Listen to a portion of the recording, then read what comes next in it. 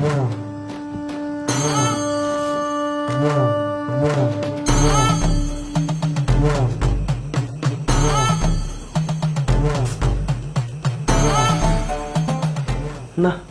এইভাবে আর কতদিন?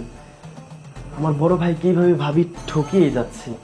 আমার বড় ভাইয়ের বেডরুমে এই পরপুরুষকে নিয়ে প্রত্যেকটা দিন কি সমস্ত কাজ যে করতেছে।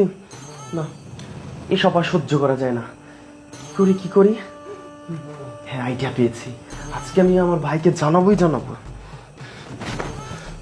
হ্যাঁ,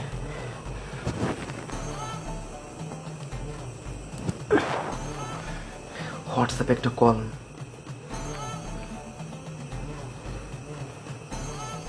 এবার বুঝতে পারবে কত ধানে কত চাল।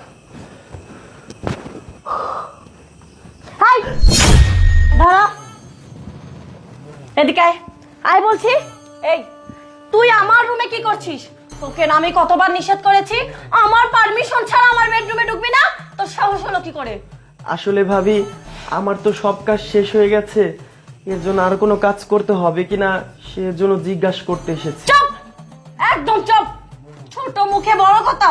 তোকে কতবার বলেছি আমি এই সময়টাতে ওর সাথে এখানে পার্সোনালি সময় কাটাই। তুই আমার রুমে এই টাইমে আসবি না। তারপরে তুই কেন আসলি? এই, তারপরেও তুই আমার রুমে কেন আসলি? বল বল বলছি। ভাবি, আপনি আমাকে মারছেন কেন? আমি তো কোনো দোষ করিনি। আমার তো সব কাজ শেষ। আমি তো কাজ শেষ করে আপনার কাছে আসছি। আমার অনেক ক্ষুধা লাগছে, এর জন্য চুপ, একদম চুপ। এই, তোরা তো খাই কোথা থেকে আসে? তুই না কিছুক্ষণ আগে বাসি ভাত খেলি, এখনই এসে বলছিস ক্ষুধা লেগেছে। দুই একটা কাজ করেই ফাঁকি দিস, তাই না? তোকে যে বলেছিলাম ওয়াশরুমে কাপড় চোপড় গুলো আছে, ওগুলো কি তুই পরিষ্কার করেছিস? না ভাবি, আমার তো ক্ষুধা লাগছিল, এর জন্য বলতে আসছি। তোর সাহস কি করে হলো আমার কাজ ফেলে তুই আগে খাবার খেতে এসেছিস? যা, আগে কাপড় চোপড় পরিষ্কার করবি, তারপরে খাবার। যা বলছি এখান থেকে।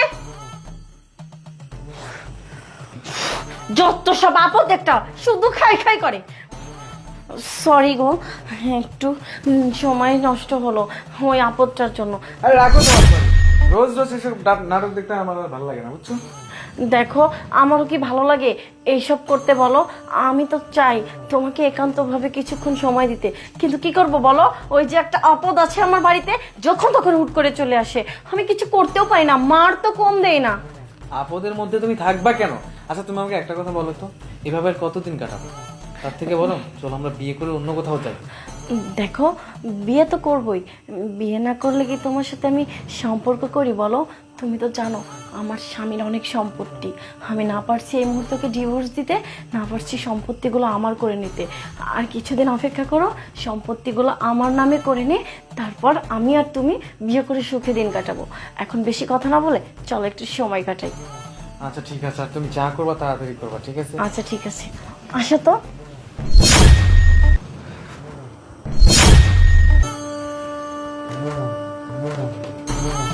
আইনুপুর, তুমি এখন বাসায়? আরে, তোমার না আরো 2 ঘন্টা পরে আসার কথা। কেন 2 ঘন্টা পরে আসলে কি তোদের পরকিয়া করতে সুবিধা হতো? না না, তুমি এসব কি বলছো? তুমি যা ভাবছো তা না। আসলে আমার চোখে কি একটা গিয়েছিল তাই। আর ও তো আমার কাজিন হয়। এই কাজিন হয়? কাজিন হয়?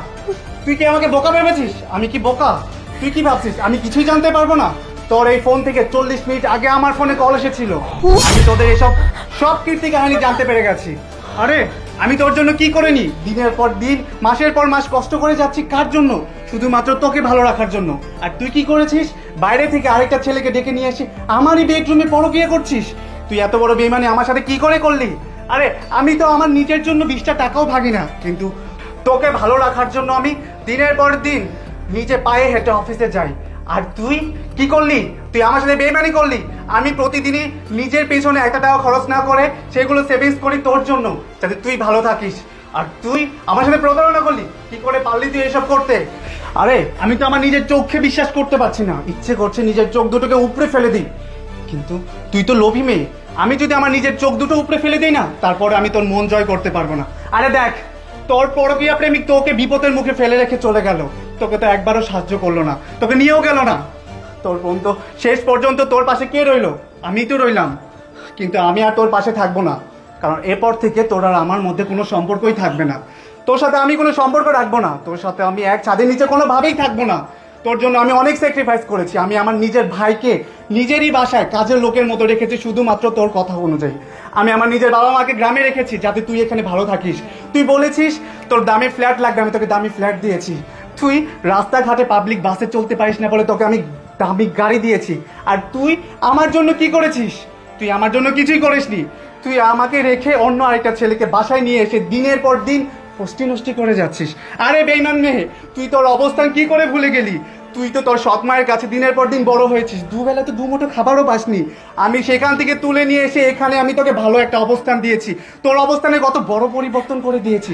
আর তুই আমাকে এসেই ভুলে গেলি।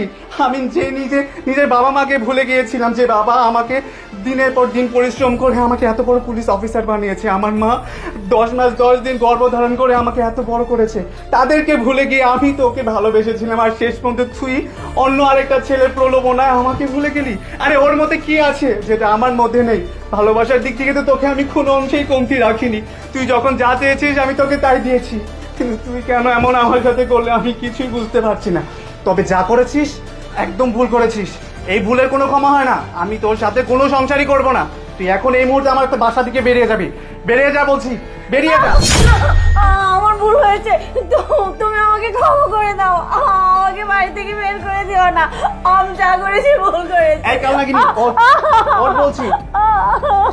তুই কি ভাবছিস চোখের সামনে এই ধরনের দৃশ্য দেখার পরে আমি তোর সাথে একসাথে সংসার করব? কখনো না। তুই এখনই এই মুহূর্তে আমার বাসা থেকে বেরিয়ে যাবি, আমি তোকে ডিভোর্স দিয়ে দেবো। তোর সাথে আমার কোনো সম্পর্ক থাকবে না। আর তোর কাবিনের টাকা আমি সময় মতো পাঠিয়ে দেবো। না, তুই আমার বাসা থেকে এখনই বেরিয়ে যা। সোজা কথায় যদি না বেরোস তাহলে কিন্তু আঙ্গুল বাঁকা করতে আমার টাইম লাগবে না। বেরো বলছি, বেরো।